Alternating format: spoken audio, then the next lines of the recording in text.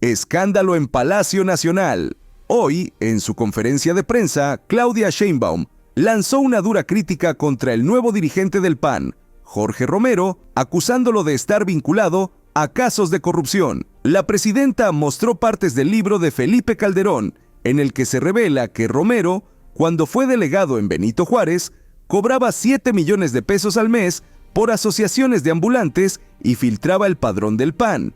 Sheinbaum cuestionó la supuesta renovación del partido, señalando que este grupo es conocido por sus prácticas corruptas. Con estas declaraciones, la presidenta reafirmó su postura de no tolerar la corrupción y de seguir luchando por un México más justo. Hoy, la presidenta Sheinbaum ha demostrado que, bajo su liderazgo, México ya no será un país donde la corrupción se pase por alto. No importa lo que hagan los opositores, su gobierno continuará luchando por un país más justo, limpio y libre de corrupción. El panismo y sus oscuros intereses están en el ojo del huracán y el futuro del partido está más cuestionado que nunca. La batalla por la renovación política está en marcha y Claudia Sheinbaum se mantiene firme en su lucha por un México sin impunidad. Este es solo el comienzo. Lo mejor está por venir. Hasta la próxima. Síguenos, dale me gusta y comparte el video. Buen día, Presidenta. Soy Jonathan Lozada de Chiapas, Máxima FM. Quiero hablar del tema de migración, regresar un poquito al punto. Independientemente de las decisiones que en Estados Unidos se tomen, de los nombramientos que ahí se hagan, pues hay una política migratoria de su gobierno muy clara que la ha planteado aquí, que de alguna manera también pues viene siendo muy similar a la que planteó Andrés Manuel López Obrador en su momento y que ha tenido resultados en reducción de la migración. En la realidad de México en cuanto a exportador de migrantes, si así lo podemos decir, pues es muy diferente a la que se vivió en los sexenios de la privatización. Es un número muy distinto, digamos, ¿no? Sin embargo, pues México sigue siendo un territorio de paso de migrantes centroamericanos y en este sentido, pues las decisiones que toma Estados Unidos pues están muy cercanas a afectar de alguna manera el territorio, el país, por ser pues un país que está prácticamente al lado. Los temas que tienen que ver con los polos del bienestar, en este sentido, considero se vuelven muy relevantes estos polos, estos parques industriales como el que anunció en Tapachula, y precisamente me quiero referir a él por considerarlo de vital importancia en este sentido, en una perspectiva de atención, ¿no?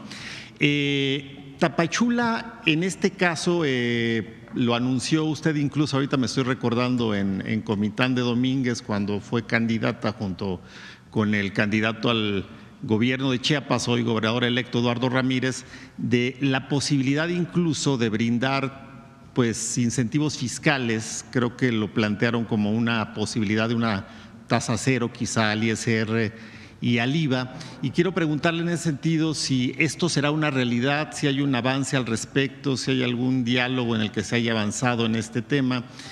Y también lo quiero ligar al tema de cómo desde el gobierno federal se visualiza Chiapas, el estado, y la posibilidad de inversiones más amplias que las que puede tener pues un parque industrial, no únicamente en la zona fronteriza. Pues al final lo que se planteó en esa ocasión en Comitán es no únicamente pues dar quizá empleos a los chiapanecos de esa zona, sino también a los migrantes que por alguna razón llegaran a estar ahí, ¿no?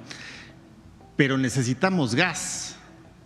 El gas se vuelve pues un elemento fundamental también para el atractivo de la inversión.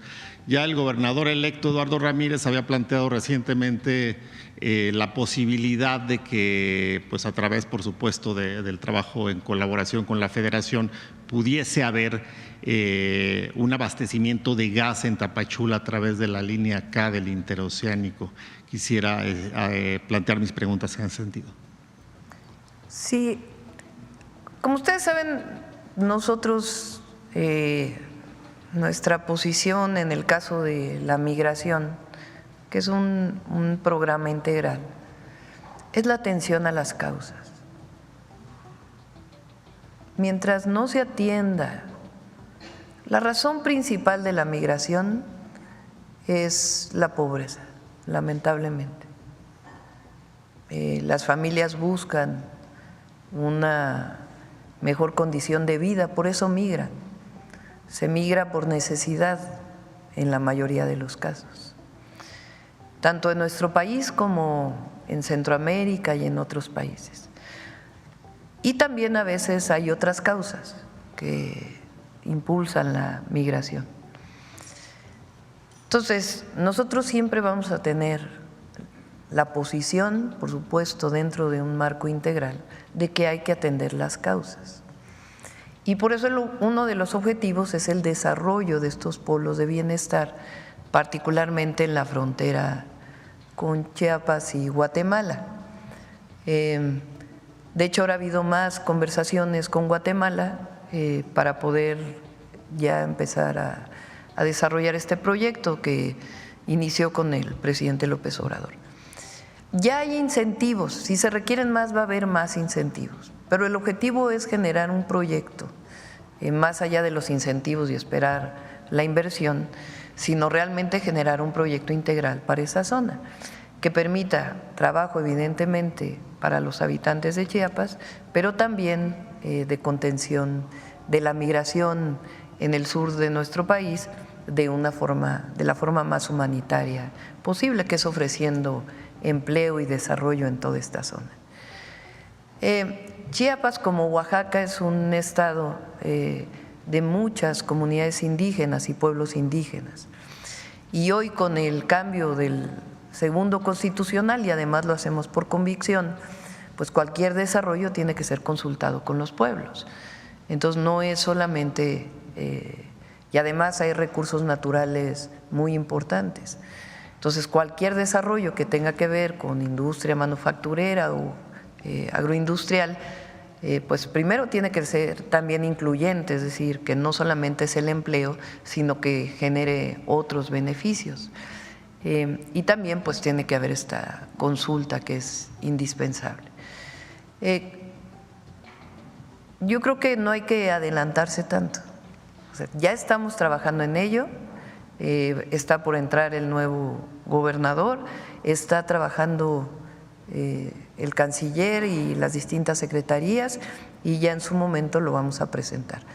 Está la línea K que va a llegar a Ciudad Hidalgo y la idea es que pase a Guatemala.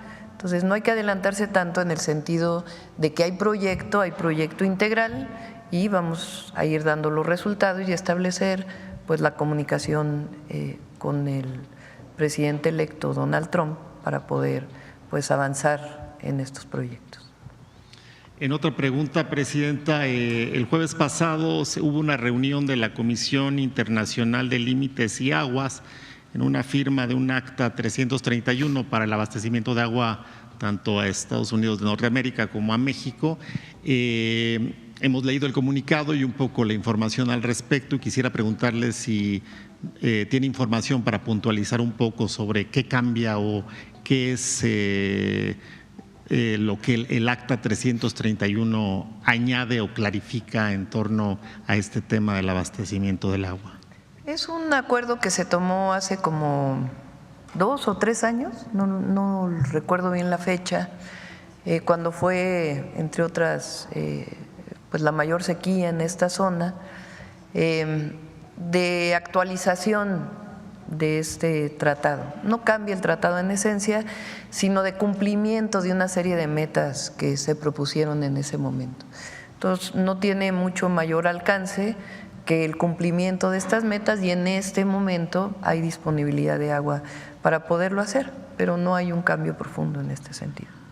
Y finalmente, Presidenta, pues el PAN tiene nueva dirigencia, Romero, bueno, es un partido distinto al del que usted emana y de su movimiento, pero quisiera preguntarle cuál es su visión en torno a, bueno, un nuevo dirigente de una oposición que, bueno, hemos visto ha hecho un papel bastante atropellado durante, pues, vimos las elecciones y están, bueno, podemos hacer una visión histórica, pero precisamente en este momento en donde parece que desde una perspectiva ciudadana la oposición pues ha estado también en atropello con temas como la reforma al Poder Judicial, como la misma campaña en donde hubo campañas un poco cuestionables, pues quisiera preguntarle cuál es su visión. Nos parece que la oposición debe existir en todo proyecto, en todo gobierno, pero ¿qué tipo de oposición es la pregunta? Y con esa termino mi intervención. Gracias, presidenta. Hay que preguntarle a Calderón qué opina de Jorge Romero, a ver si lo tienen por ahí.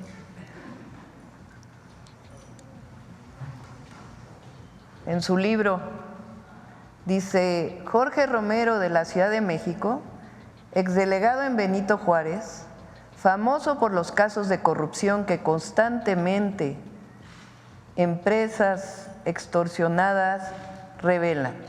Un amigo suyo y sobrino mío me relató que dejó de trabajar con él cuando el propio Romero le confesó que asociaciones de ambulantes y otros le representaban a su grupo ganancias de 7 millones de pesos al mes. Con ellos, además, había infiltrado el padrón del PAN en toda la ciudad. Eso es lo que opina Calderón, que no es precisamente alguien que apoya la 4T, ¿verdad? Es el jefe del cártel inmobiliario, el presidente del PAN. Lo conocimos muy bien en la Ciudad de México. Probablemente no fueron los de abajo quienes revelaron, incluso los propios empresarios, como testigos revelaron el modus operandi de ese grupo muy corrupto de la alcaldía Benito Juárez. Entonces, pues ese es el hoy representante del Partido Acción Nacional. Y es parte del conservadurismo, que además ni siquiera se deciden si están de acuerdo o no con los programas sociales. En la campaña nos acusaron de que decíamos que ellos no estaban a favor de los programas sociales.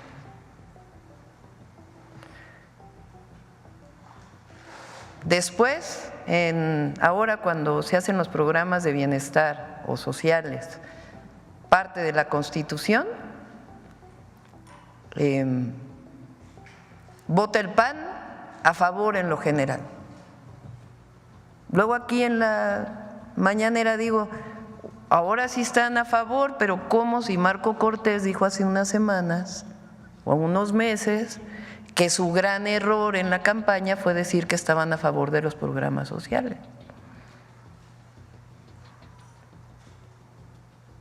Y entonces, como decimos eso, pues votan en lo particular en contra. O sea, votan a favor en lo general, pero en contra en lo particular. O sea, ellos están en contra de los programas de bienestar. Pero en particular este grupo que llega hoy a la dirigencia del PAN, pues es un grupo conocido por los propios panistas, pues de estos esquemas de mucha corrupción que nacieron en esta alcaldía. Entonces, pues, así que digan qué renovación tuvo el Partido de Acción Nacional, pues no mucha, ¿verdad?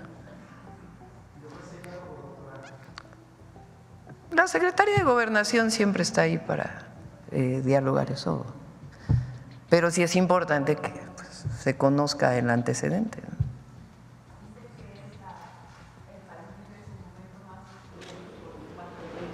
Dijo ayer en su primer responsabilidad cuando se declaró vencedor. Bueno, pues ya sabrán los panistas. ¿Sí? ¿Perdón? ¿Qué tanto daño le ha hecho a la Ciudad de México este cártel inmobiliario encabezado por el nuevo dirigente del PAN? Pues en su momento, les platico si quieren muy rápido cómo fue que la fiscal general de justicia, entonces Ernestina Godoy, se dio cuenta de lo que pasaba. Hubo una explosión en un edificio hace años por un tanque de gas. Y entonces la Fiscalía pues tiene que hacer investigaciones de oficio.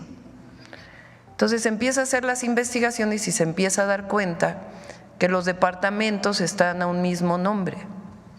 Y de ahí comienza a jalar el hilo y se empieza a dar cuenta que en otro edificio también y en otro edificio también. Y entonces empieza a dar cuenta que además violaban los usos de suelo, que si por ejemplo solamente se podría construir 5 pisos, pues hay muchos edificios, particularmente en la Benito Juárez, que tienen 7 pisos, que tienen 8 pisos. Cuando empieza a salir esto, los habitantes de estos edificios comienzan a denunciar en la Fiscalía y en la Secretaría de Desarrollo Urbano y Vivienda que no pueden escriturar su edificio, porque en el plano está que tiene 5 pisos, pero ellos compraron en el 6º piso.